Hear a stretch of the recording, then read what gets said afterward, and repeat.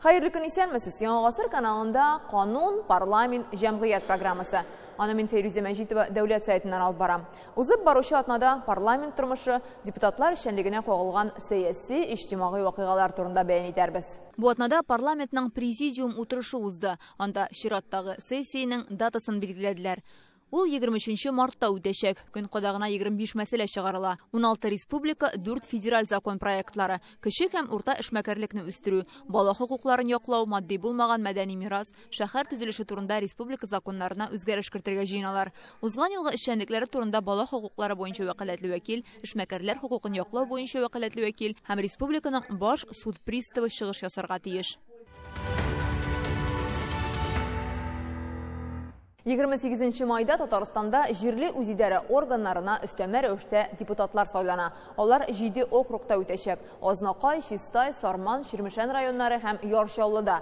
Сайлауга әзерлек турында Бердәм Россия партиясе төбәк бүлеге сәяси советының президиум утырышында фикер алыштылар. Бердәм Россиялеләр сайлауга 5 кандидат тәкъдим итәчәк. Партия аларны алдан тавыш бирү юлы белән ачыклаячак. 2011 секретарьларыбыз бар республикада. Әйтик, менә первичное отделение, иң үзәк оешма, алар белән дә эшне арттырырга кирәк.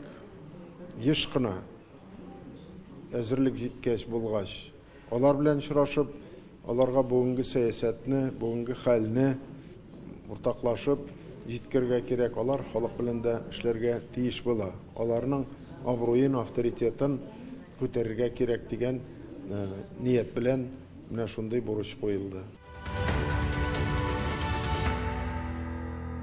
Башкалада су һәм канализация җилтәрләренең 70% таушалган. Ел сайын булсан 3%-ка арта бара. Шуңа да су трубаларының тишелеп агу очраклары күбәя. Узган ел 1100 авария булган булса, быел март аенда гына 3 очрак теркәлгән. Республика буенча да хәл четерекле. Шәршәмбе дәүләт сайтының торак сәясәте һәм инфраструктура үсеше комитеты утырышында шушы коммуналь мәсьәләләр күтәрелде. Җыелыш Казанның Водоканал оешмасында узды. Коммуналь челтәрләрне яңарту буенча федераль программа кабул итү кирәклеге турында Владимир Путин да әйткән иде. Быел программа эшли башлады. Ярты гасыр алыштырылмаган су турбаларын нинди тәртип буенча яңартачаклар? Комитет утырышындагы сөйләшүне безнең иҗат төркеме тыңлады. Бүген Татарстанда иң төп коммуналь проблемаларның берсе бу су һәм канализация турбаларының таушалган булуы. Әйтик, республикада 18 000 чакрым су турбасы бар дип алсак, шуның 3тән бире искергән. Канализация турбаларының 40%-ын алыштырырга кирәк. Моның өчен республикада инвестиция программалары эшли. Әйтик, бу елга һәм киләсе елга 500 чакрым турбаларны ремонтлау мөмкинлеге бирәчәк. 2 елда 500 чакрым челтәрне яңарту бик аз диләр Казан водоканалында. Гади исәп буенча гына караганда да 7000 чакрым озынлыктагы турбаларга бүген үк ремонт кирәк. Те суммы, которые мы заявились там на 2 года 800 миллионов рублей. Безгә ремонт өчен дистәләгән миллиард сум акча кирәк. Федераль программа буенча безгә 2 елга 8000 сум акча гына биреләчәк. Бу әлбәттә бик аз сумма. Акчаны каян алырга? Республикада коммуналь челтәрләрне яңарту өчен гамәлдәге программалар һәм финанслар турында бүгенге комитет утырышында сүз барды. Төзелеш министрлыгы мәгълүматы буенча Татарстанда чиста су программасы эшли. 2 ел эчендә 3000 чакрым озынлыктагы турбалар, 470 су каланчасы, 474 скважина салынган һәм яңартылган. Моңа 9 миллиард сум акча тотылган.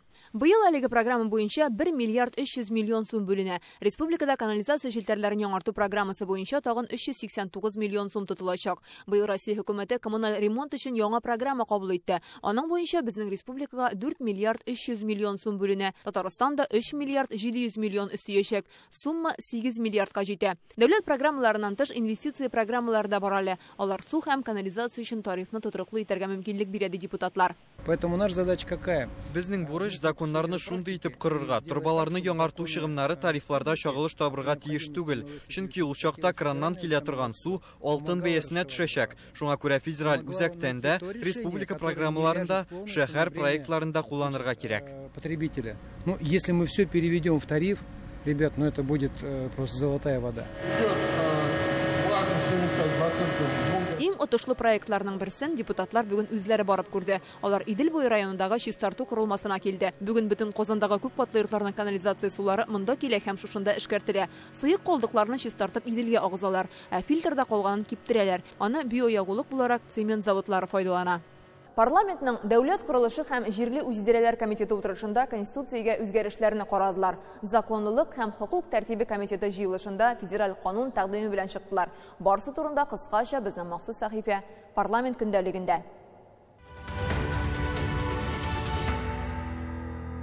Өйләреннән еш кача торган яшүсмерләрне вакытлыча яшәү үзәкләренә урнаштырырга Татарстан дәүләт советы депутатлары дәүләт думасына әнә шундый тәкъдим әзерли. Ул әти-әнисеннән тиешле тәрбия алмаган, закон бузучы, балиг булмаган балаларга кагыла. Закон проектын парламентның законлык һәм хокук тәртибе комитетында карадылар. Депутатлар аны хуплады. Комитет утырышында күтәрелгән тагын бер мәсьәлә республиканың административ кодексына түзәтмә кертү. Ул җир асты транспорты метрога кагыла. Метро поездларында йөрүче пассажирларның иминлеген тәэмин итүдә техник кагыйдәләрне бузучыларны җаваплылык тартуны күздә тота. Яңа тәкъдимнәрне депутатлар 23 мартта сессиядә караячак. Татарстан Конституциясендәге суверенитет сүзен дәүләтчелек сүзенә алмаштырдылар. Парламентның дәүләт құрылышы комитеты утырышында депутатлар дәүләт символлары турында законга үзгәрешләрне хуплады. Россия Конституциясына үзгәрешләр кертелгәч, бердәм дәүләт системасында 2 дәрәҗәдәге суверен хакимият була алмый. Республиканың һәм башка төбәкләрнең суверенитетына юл куелмый. Татарстан дәүләт советының мәгариф, мәдәният, фән һәм милли мәсьәләләр комитеты депутатлары мәктәпләрдә ашату мәсьәләләрен карады. Казанның туклану департаментында җыелдылар. Сәбәпләре дә бар. Бер ел эчендә Роспотребнадзор 782 мәктәптә ризык белән тәэмин итүче 40 оешманың таләпләрне бозу очракларын ачыклаган. Моңа өстәп ризык салкын, тәлинкәләрдә ризык тиешеннән ким әзерләнгән. Порцияләрдә бактериялар барлыгы да билгеле булды.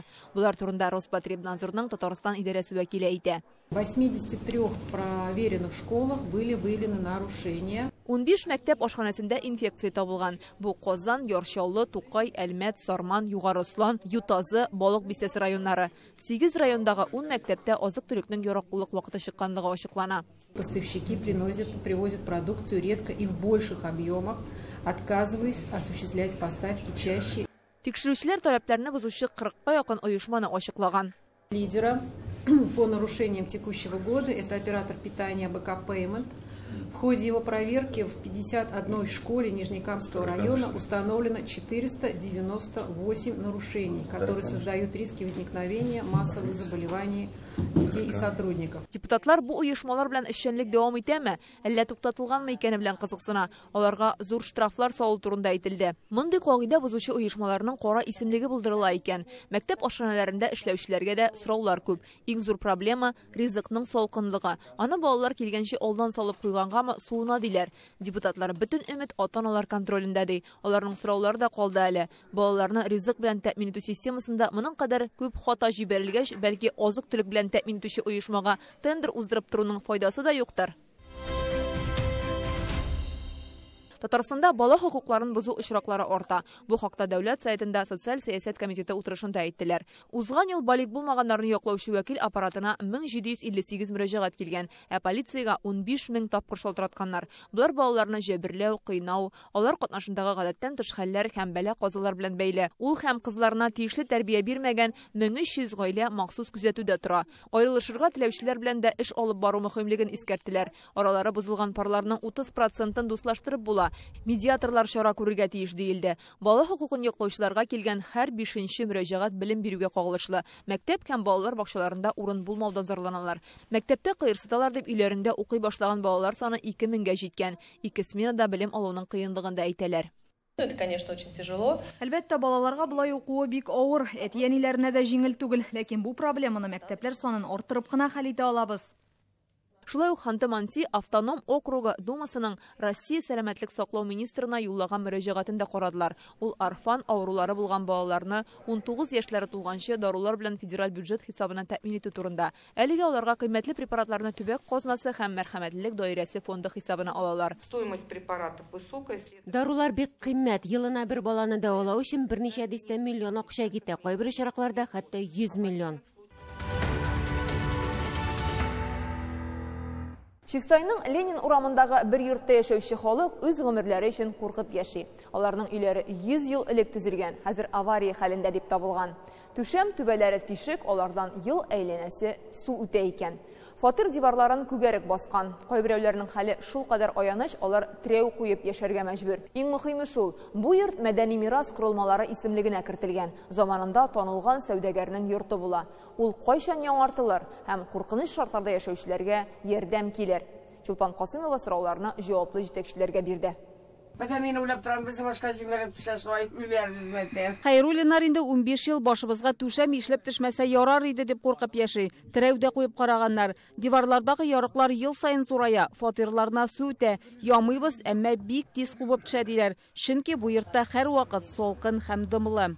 Bizim istek тоже kişiler var ne biz şu askalite var o bizim patalak. Tuvalet koyuram, gayrı su taşıyoruz duram, gayrı biz. Tamam kına oturmayı bit, mana oga mana oramdan içiga kaşlaya. Роза Хыснуллина бу йортта 20 елдан артык яши, гомерем азапта үтә ди ул. Фатирына аккан сулардан дым һәм күгәрекләр барлыкка килгән. Үзенең дә сәламәтлеге какшаган, тәрәзәсе ватылган, куеп бирүче дә юк ди пенсионер ханым. Шуны әйтеп, хәтнәтем, мою место, мою окошко. Вот это только стелите, пожалуйста, я говорю, деньги даю, ди көләләр алар, ветте. Где-то последние 5 лет вот такое. И стало уже рушиться все. Думаю, это что такое? Бу йортта 60 ел яшәүче Пелагея Зайцева түшәмендә дә зур тишекләр хасил булган. Идәне аска ингән. Диварлары гел дымлы. Яшәү шартларын яхшырту өчен документлар да җыеп тапшырган. Әмма җавап гел бер төрле. Көтегез. Всегда там разные руководители. Ждите, ждите, мы сами позовем. Һәр барган сайын яңа җитәкче. Һаман көтегез, үзебез шалтыратабыз диләр. Инде балаларым, оныкларым үсеп җитте, ә беркем бер нәрсәдә эшләмәде. Йортның ояныш хәле аның тышкы ягыннан ук күренеп тора. Бар җирдә дә ярыклар. Узган ел монда яшәүчеләр идарәче оешманың бер нәрсәдә эшләмәвенә зарланып, прокуратурага мөрәҗәгать иткәннәр. Алар тикшерү уздырганнан соң коммуналь хезмәткәрләр ремонт ясап түбә ябарга тиеш дигән карар чыгарыла. Ә башкарма комитет тарихи бинаны саклап калу чараларын күрергә тиеш була. Проведены определенные виды работ. Төзекләндерү буенча кайбер эшләр башкарылды. Кар күп яуганда түбәдәге систартылып торырга тиеш. Фатирларда су үтеп кешеләрнең милкенә зыян килмәсен өчен. Бу ителгәнгә 100 елдан артык вакыт үткән. Кайчандыр ул сәүдәгәр йорты булган. Советлар Союзы вакытында монда тулайтрак ясыйлар. Соңрак аны күп фатирлы йорт итәләр. 2011 елда мәдәни мирас объекты булып таныла. Шундый истәлекле бина булуына карамастан, нигә бу йортны тәртиптә тотмыйлар соң? Бу сорауны идарәче оешма җитәкчелегенә бирдек. Да, есть протечки. Түбәдә тишекләр бар, килгән гаризалар буенча эш алып барыла. Әле бүгендә хезмәткәрләр шунда йорт искергән мәдәни мирас объекты булгач, игътибар күп таләп ителә. Акча да күбрәк кирәк. Будет большого внимания, больших денег. Бу йортта яшәүчеләрдән ай сайын цикләндерү өчен тотып калынган акчалар җитәрлек түгел ди коммуналь хезмәткәрләр. Ә башка чыганаклар юк. Йорт авария хәлендә дип табылган. Әмма халыкны башка фатирларга 2025 елда гына күчерәчәкләр. Яшь белгечләрне авылда калдыру өчен барлык чараларны күрергә. Татарстан рәисе шундый бурыч куйды. Сәбәпләре дә бар. Былтыр аграр юнәлештә белем алып дипломлы булган 2000 белгечнең 60-ы гына авылга эшкә кайткан. Сорау: калганнары кая? Чөнки Татарстанның авыл хуҗалыгы өлкәсенә бүген үк 1300 белгеч кирәк. Ә республикада бу юнәлештә белем бирүче 2 вуз, 23 урта һөнәри белем бирү йорты бар. Анда укучыларның күпчелеге авылга кайтып эшкә урнашсын өчен нәрсә кирәк? Рания Абдрахманова ачыкларга тырышты. Хәзерге вакытта Татарстанның агросәнәгать комплексында кадрлар белән тәэмин ителеш дәрәҗәсе якынча 86-87%. Айрым алганда мал табиблары, зоотехниклар, агрономнар җитми. Шул ук вакытта үсемлекчелектә 730, әтерлекчелектә эшләргә тагын 530 кеше кирәк. Казан арты, Орча ягы, республиканың иң аграр районнарының берсе. Монда бүген үк 64 белгечне эшкә алырлар иде. Менә бүгенге көндә хуҗалыкларга 35 механизатор җитмәй. 8 терлекче, 15-тән артык башка төр гади эшчеләр дибез инде, башка юнәлештәге эшчеләр һәм 6 югары белемле белгечләр җитми. Безнең 30 яшькә кадәр булган эшчеләребез 5%-тан артыграк дип әйтергә кирәк. Бу әлбәттә инде канәгатьләнерлек сан түгел. Елдан-ел авыл хуҗалыгында эшләүчеләрнең яше арта. Менә хәзерге вакытта инде 50-гә якынлашып килә уртача яшьләр. Инде бүген иртәгә лайыклы ялга чыга торган эшчеләребездәгем бар. Игенче хуҗалыгы 3000 баш мөгезле эре терлеге бар, 13000 гектар сөрүлек җире, 170 кеше эшли. Сезон вакытында алар 200-гә җитә, тик ул да җитми. Бүгенге көндә кадрларга кытлык инде ул бөтен предприятиеләрдә сизелә бит инде. Үзебезнең шәхсән шушы хуҗалыкта күбрәк механизаторлар һәм менә бүгенге көндә ветврач мал табиблары таләп ителә инде. Илнас Иванов монда мал табибы ырлыкландыручы булып эшли. 10 ел элек ветеринария академиясен кызыл диплом белән тәмамлап кайткан. Курсташлар арасында авылны сайлаган бердән-бер егет. Бүген ул монда 3 кеше урынына эшли, чөнки тагын 2 мал табибы кирәк. Укын мен дип әйтәм кайгыра кергәнгә. Укыган битен эшләп карарга кирәк, аны укыдың да диплом тотып бәреп каядыр чыгып китәргә тоже эшләп карарга булдык. Акбарс хуҗалыгы нигездә сату өчен ырлык җитештерәләр. Татарстан, Ульяновск, Пенза белән эшлиләр. Кадрлар кытлыгы терлекчелектә үзен сиздерә. Апрель айыннан терлекчелек эшчәнлеген яңартырга, торгызырга планлаштырабыз. Шуңа күрә безгә ассимиляторлар, зоотехниклар һәм ветврачлар кирәк. Агрономга да ихтыяҗ булган. 2 ел элек аграр университетны тәмамлап, Илүсә Корбангалиева кайткан. Авыл хуҗалыгына кайтып эшләүче яшь белгечләргә хөкүмәт тарафыннан акчалата ярдәм күрсәтелә. Бу ярдәм миңа да алырга насыйп булды. Бер яктан карасаң, Орча кадрлар белән тәэмин ителмәгән иң зур район түгел әле, чөнки үзләрендә үрнәктә көллият бар. Аны авыл хуҗалыгы белгечлеге буенча 60-70 бала тәмамлый. Бер елда Орча вакансияләрен яба алыр иде, әмма балага бит инде Казан кирәк. Казанны ярата инде ул, Казанга барырга тели. Авырлыклар бар.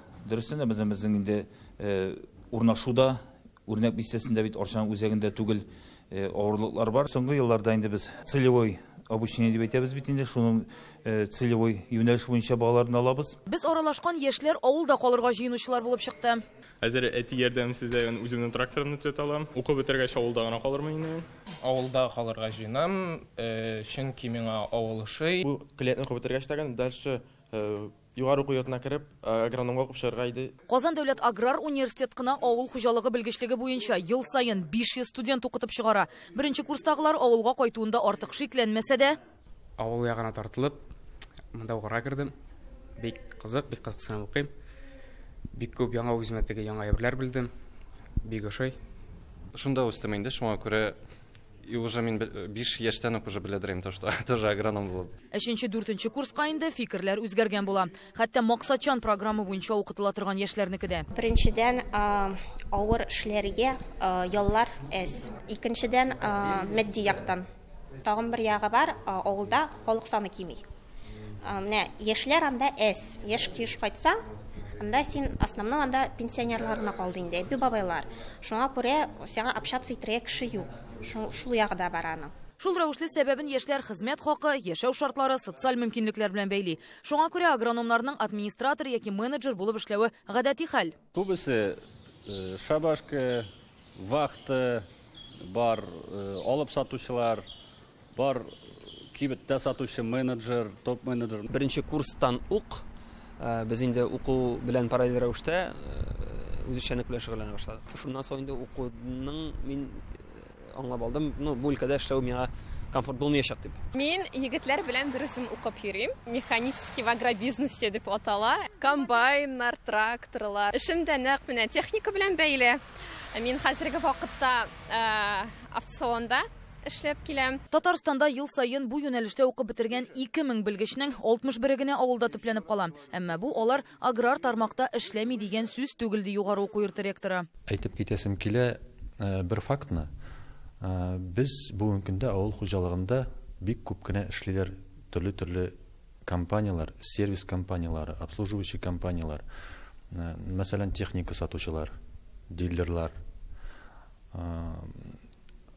средства защиты растений, удобрениялар сатучылар, компаниялар, зур компаниялар. Һәм менә бу компанияларның һәрберсендә штатында бер-ике генә түгел, унарлаган, 20-шәрләгән агроном һәм инженерлар эшли. Гәрчә яшьләрне авылда калдыру өчен районнар, хуҗалыклар чара күрә. Мәктәптә аграр класслар бар, предприятие хуҗалары өлкән сыйныф укучылары белән очрашып, максатчан укырга тәкъдим ясый, эш урыны гарантияләнә. Бүгенге авыл хуҗалыгында аеруча терлекчелектәге вазгыять, шул цифрлы технологияларга күчү, миңа калса, ул яшьләрне җәлеп итә торган бер факторларның берсе.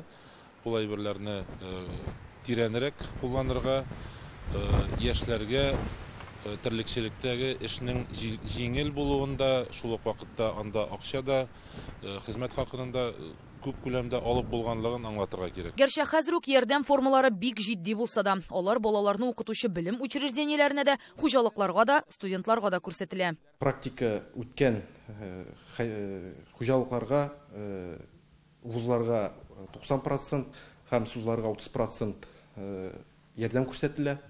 Бу безнең ел нәтиҗәләре буенча 2022 елның нәтиҗәләре буенча 107 предприятие шундый ярдәм алды. Бу безнең бюджет ярдәме 13 миллионга якын булды. Шулай ук безнең авыл хуҗалыгына кайтып урнашкан яшь белгечләргә вуз бетергән 300 мең подъемный дип әйтәбез без аны шулай каралган һәм сузларга 150 мең каралган. Ой сайын тагын 7,5 сум аның зарплатасына өстәлеп бара. Моннан кала тагын төрле торак мәсьәләләрен решайту проблемасы дагын төрле программаларга керергә аларның җайлары бар. Моңа кадәр максатчан уку программасын вузга керү мөмкинлеге итеп кенә караган студентлар бар иде ди белгечләр. Ягъни аларга уку өчен мөмкинлек бирелә, әмма авылга эшкә кайтмаганнар. 2019 елдан программаның шарты үзгәрде. Хәзер максатчан укып та студент авылга кайтмый икән, ул сумманы кайтарырга тиеш. Бу шартларда укырга кергән беренче студентлар хуҗалыкларга быел киләчәк. Яшьләрдә ватанпәрвәрлек хисләре тәрбияләү. СВОда катнашучы хәрбиләргә һәм аларның якыннарына ярдәм буенча Татарстан Россиянең күп кенә төбәкләренә үрнәк булып тора. Бу эш бездә югары дәрәҗәдә оештырылган. Россия оборона министрлыгы каршындагы иҗтимагый совет вәкилләре республикага 2 көнлек сәфәренә шундый нәтиҗә ясады. Танк училищесы эшчәнлеге белән таныштылар. Суворов училищесында да булдылар. Республиканың хәрби комиссариатында карадылар. Илдар Сафиуллин репортажы. Монда патриотизм була, потому что монда без яхшы өйрәтәбез, образование яхшы бирәбез. Монда и спорт, монда һәммә нәрсә бар. Казанның Суворов училищесы курсанты Абдул Кадир Кадиев хәрбиләр нәселеннән, ватанпәрвәрлек аның өчен яшәү рәвеше, гаиләсендә дә, уку йортында да тәрбия шундый. Укырга китәбез, укыган соңга китәбез спортка. Спорттан соңга опять укырга китәбез. Мондагы белем бирү һәм тәрбия эшләре турында бүген Россия оборона министрлыгы каршындагы иҗтимагый совет вәкилләренә сөйләделәр. Поделки сами делаем, отправляем туда. Уку йортында махсус хәрби операциядә катнашучыларга гуманитар ярдәм җыялар, азык-төлек көнкүреш кирәк-яраклары белән бергә открыткалар һәм кул эшләнмәләре дә җибәрелә. Тупланган әйберләрне 4 мәртәбә илтеп кайтканнар. Сегодня пойдет газать. Вот непосредственно с этим грузом.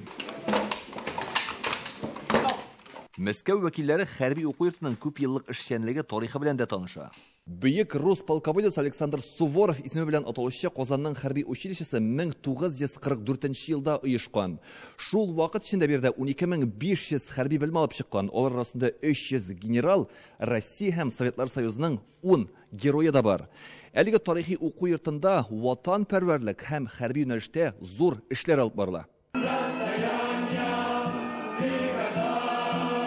Быел уку йортын 80 хәрби тәмамлап чыгачак. 7 ел белем алу дәверендә алар көчле рухлы, батыр һәм төгәл булырга өйрәнә. Ватанны яратучы чын ир-егет булып җителгәләр. Монда патриотизм прививают. Чөнки монда ватанның матурлыгын күреп була. Безгә монда бик ошый, спорт белән шөгыльләнәбез. Офицерлар булабыз. Оборона министрлыгы каршындагы иҗтимагый совет әгъзалары Татарстанның хәрби комиссариатында да булды. Монда яшьләрне хәрби хезмәткә әзерлиләр, армиягә чакырылыш оештырыла.